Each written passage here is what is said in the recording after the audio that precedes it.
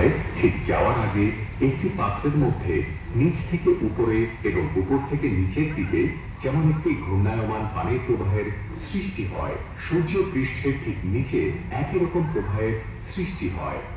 সূর্যের আরো গভীরে যদি যাই, আমরা গ্যাসের ঘূর্ণায়মান প্রবাহ দেখতে পাই, যা সূর্যের শক্তিকে বাইরে নিয়ে আসতে সাহায্য করে।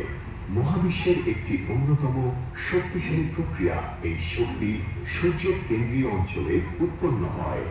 এখানে হাইড্রোজেন পরমাণুগুলো জোড়া লেগে বিক্রিয়ার মাধ্যমে হিলিয়াম পরমাণু গঠন করে।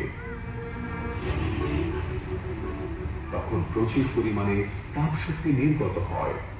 শক্তি উৎপাদন প্রক্রিয়াকে ফিউশন প্রক্রিয়া বলে এবং এই ফিউশন প্রক্রিয়ার কারণে তারাগুলো উজ্জ্বল দেখায়। ফিউশন প্রক্রিয়ায় উৎপন্ন তাপ ও চাপের কারণে উত্তপ্ত গ্যাসের বহির্মুখী চাপ এবং অভিকর্ষ বলের প্রভাবে কেন্দ্রমুখী চাপের সাম্যাবস্থায় একটি নক্ষত্রকে নক্ষত্র করে গড়ে তোলে। কিন্তু অন্যান্য নক্ষত্রের মতো সূর্য শুধু আলোই তৈরি করে না, মৃদু ঘূর্ণায়মান আয়নিত গ্যাসের প্রবাহ বিশাল চৌম্বক ক্ষেত্রেরও সৃষ্টি করে। এই চৌম্বক ক্ষেত্রগুলোকে সর্পিলাকার লাইনের মাধ্যমে দেখানো হচ্ছে। যখন ম্যাগনেটিক লাইনগুলো একটি আরেকটির সাথে ধাক্কা খায়, তখন সৌরদাগ তৈরি হয়।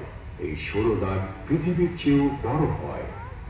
সূর্য থেকে বেরিয়ে আসা গতিশীল চৌম্বক ক্ষেত্রকে তার সঙ্গে টেনে নিয়ে যায়, যা প্রতি ঘন্টায় 10 লক্ষ মাইল গতিতে প্রবাহিত হয়। সূর্যের সংঘটিত চৌম্বকীয় বিস্ফোরণ এই সৌরঝড়ের অত্যন্ত ক্ষতিকর তরঙ্গগুলোকে ধাক্কা দিয়ে বাইরের দিকে আরো বেশি গতিতে প্রবাহিত করে।